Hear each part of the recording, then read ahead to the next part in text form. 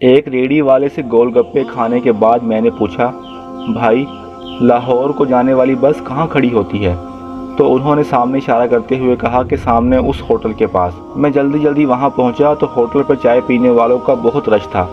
ہم نے بھی یہ سوچ کر چائے کا آرڈر دے دیا کہ چائے میں کوئی خاص بات ہو گئی۔ چائے واقعی بڑی مزیدار تھی۔ جب ہم چائے کا بل دینے لگے تو یاد آیا کہ گول گپے والے کو تو پیسے دیے ہی نہیں۔ واپس دوڑتے ہوئے گول گپے والے کے پاس پہنچے اور انہیں بتایا کہ بھائی شاید آپ بھول گئے ہیں، میں نے آپ سے گول گپے تو کھائے ہیں لیکن پیسے نہیں دیے۔